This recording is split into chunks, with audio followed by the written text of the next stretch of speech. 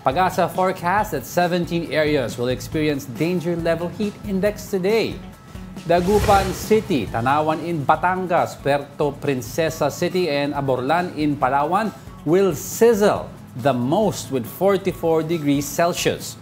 While Bacnotan in La Union, Iloilo City, Dumangas in Iloilo, and Sangli Point in Cavite will experience 43 degrees Celsius. Residents in Apari, Tuguegarao, Etiague, Olongapo, San Jose, as well as Masbate City, Rojas City, Catarman, and Tacloban City should also be extra cautious of the weather today. In an interview with 1PHS sa Totoo Lang, Pag-asa weather specialist John Manalo said the heat index may hit the extreme danger level in the middle of May.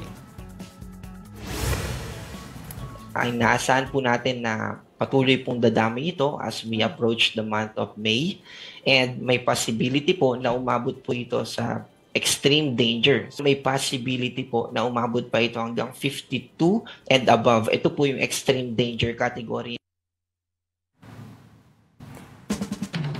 Apakainit. But to get more information about this, we have mobile journalist Francis Orsho reporting to us live from Caloocan.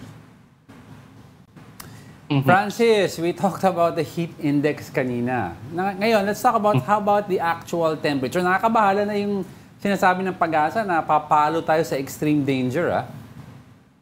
Yes, Angelo. Actually, itong ang temperature na inaasahan natin today, yung actual temperature o yung sinusukat na temperatura sa hangin could reach as high as 39 degrees Celsius. Pero nung Monday, nung April 15, naitala nga yung pinakamataas na temperatura, which is 40 degrees Celsius sa may Etiague, Isabela. So sa ngayon, nasa northern Luzon, karaniwan na naitatala yung matataas na temperatura dito sa ating bansa. And ayun nga, gaya ng sinabi ng Pag-asa, expected na magtatagal pa talaga itong matataas na heat index at temperature hanggang Mayo. So hanggang doon pa tayo magtitiis sa mainit at maalinsangang panahon, Angelo. Yun, so sabi mo sa bandang north, no, ang question ko rin is how about sa Metro Manila, Francis, ano ba average temperature, temperature?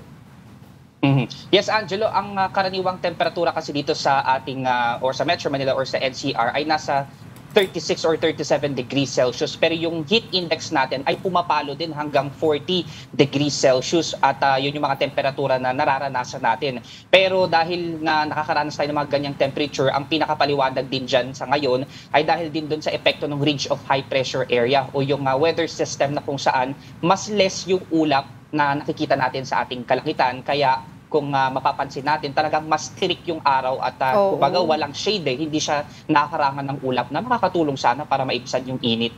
Totoo. Galit na galit yung ulap. Galit na galit yung araw sa atin. Sobrang init na, Francis. Ano? Pero ano bang situation natin, latest situation natin sa mga dams natin, Francis? Yes, Angela. Ito namang Angat Dam na kung saan 90% ka ng water o potable water natin ay nagmumula dito ay patuloy pa rin yung pagbaba sa ngayon kasi ang current elevation niyan as of 6 a.m. or kaninang umaga ay nasa 193.29 meters. So ayon din sa Pag-asa nang nakausap natin yung hydrologist nila, 0.31 meters yung average na nababawas dyan in the past 2 weeks. At tuloy-tuloy pa yung bababawas hanggang sa nasa kalgitnaan pa rin tayo ng El Nino at tag-init. And ang pinakaisa pa sa binabantayan nilang dam ay yung Pantabangan Dam kasi ilang metro na lang din yung layo niyan sa critical low level. Kasi ngayon, nasa 173.57 meters ito. Yung low level kasi niyan ay 177 meters at yung critical low 171.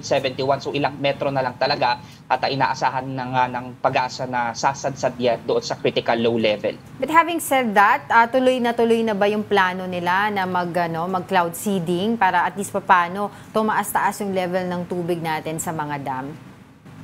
Yes, Angela. Actually, isa yan sa mga solutions or interventions na pinaplano nga ng ating gobyerno para nga sana madagdagan yung tubig dito or yung elevation ng Pantabangan Dam at sa ilang dams pa sa bansa. Pero wala pang malinaw or wala pa tayong malinaw impormasyon kung sa ngayon ay ginagawa na nila yan. Pero ang pinakapangunahing ginagawa kasi nila, especially dito sa Metro Manila, yung pagtitipid din talaga ng tubig dito sa atin, especially yung domestic use ng water.